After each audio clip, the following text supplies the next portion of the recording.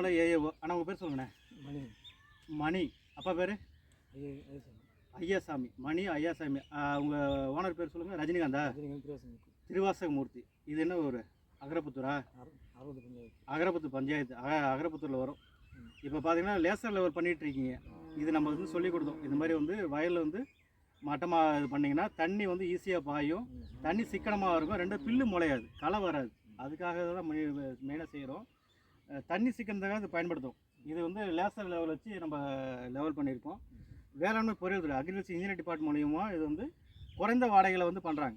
ஒரு மணிக்கு எவ்வளோண்ணே? மணிக்கு 600 மணிக்கு 600 தான். முன்பணம் வந்து நம்ம செலுத்தணும்.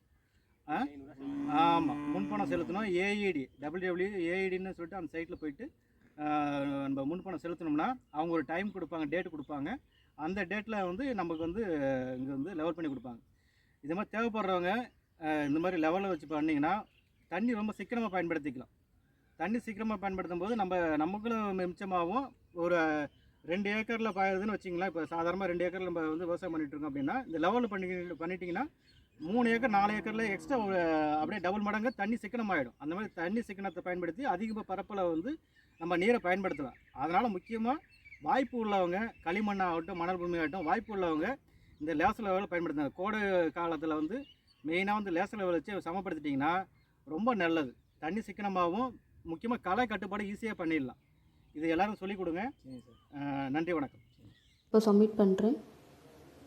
சப்மிட் பண்ணது உழவன் அப்ளிகேஷன்ஸ்குள்ளே வந்துட்டோம். இங்கே எல்லாமே இங்கிலீஷில் இருக்குது. உங்களுக்கு தமிழில் வேணும்னா மேலே தமிழ்னு ஆப்ஷன் இருக்குது, அது கிளிக் பண்ணிங்கன்னா தமிழில் எல்லாம் சேஞ்ச் ஆகிடும். இப்போ இங்கே எல்லாமே தமிழில் சேஞ்ச் ஆகிடுச்சு.